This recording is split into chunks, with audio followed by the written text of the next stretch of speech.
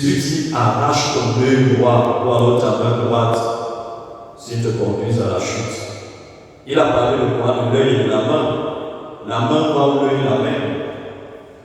Donc tu commences par le regard. Si tu ne regardes pas ta main, ne sera pas tenté de boucher la voie de trou. Et Jésus parle ici des organes de sens. L'œil et la main qui nous renvoient au sens de la vue et du toucher. Et quand il dit d'arracher son œil ou de couper sa main, il ne faut pas le prendre à la lettre du mot. Attention, il y a un père de l'église qui n'est pas canonisé parce qu'il s'est mutilé. Il s'est mutilé, bon, lui, il ne voulait pas pécher, alors qu'est-ce qu'il a fait?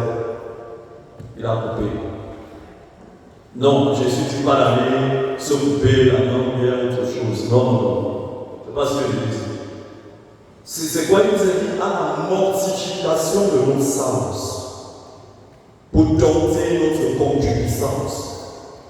Et celui qui domine ses sens peut mieux aller à résoudre beaucoup de problèmes.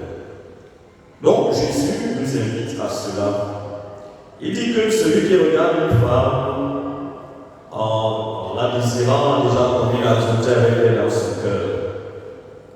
Vous savez que le regard des amis, alors le regard concupiscent vient entretenir les pensées d'adultère. Et la pensée volante, l'intention volante, on pêche en pensée. Donc quand on fait cela, on a déjà commis l'adultère. Demandons à Dieu de nous donner des cœurs purs d'intention, purs de désir, sains de désir et d'aspiration. Jésus fait un troisième dépassement. Vous avez appris qu'il a été dit si quelqu'un renvoie sa femme qu'il a un âme de répudiation. Eh bien, moi je vous dis, tout homme qui renvoie sa femme sauf en cas d'humeur illégitime la pousse à l'adultère. Donc Jésus n'est pas pour le renvoi de sa femme, pour la séparation des corps que les pharisiens recommandaient comme musée conservatoire, même s'il en profitait pour chercher d'autres femmes. Donc il n'y a pas de renvoi de sa femme que l'on parle d'abord un peu pour 6 mois chez ses parents. Que la calmie revienne. Parce que cela expose à l'adultère. Et cette femme renvoyée et toi-même et toute autre personne qui peut la regarder d'un regard concupiscent. On ne renvoie pas sa femme. Quand on s'est marié, c'est pour le meilleur et le pire, comme on dit, n'est-ce pas? Donc on assume cela. Voilà, très bien. Et puis, dernier dépassement. Jésus dit, voilà, vous avez appris qu'il a été dit aux anciens, tu ne feras pas le faux serment, mais tu t'acquitteras de tes serments avec le Seigneur. Moi je vous dis de ne faire aucun serment, ni par le ciel, ni par la terre, ni par Jérusalem. Jésus touche ici un autre commandement, le 40e, le 8e commandement, tu ne mentiras pas. Alors il y en a pour montrer qu'il ne mentent pas, qui est juré.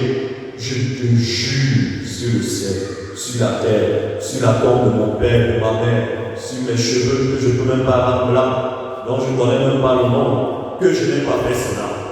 Et il jure comme ça, il mange la terre et il ment. Il ment même et il jure. Donc Jésus dit de ne même pas jurer, que ton oui soit oui si c'est oui, que ton non soit non.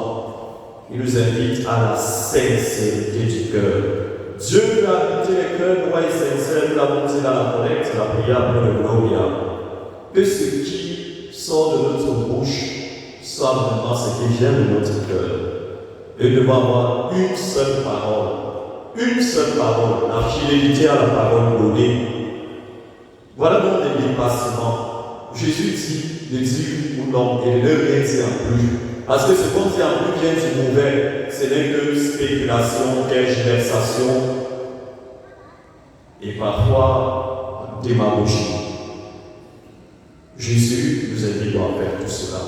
Il est la sagesse de Dieu qui a été révélée, dit l'apôtre Paul dans la deuxième lecture aux chrétiens de Corinthe, qui sont tentés d'adhérer justement aux sagesses grecques, à la sagesse fallacieuse des Grecs.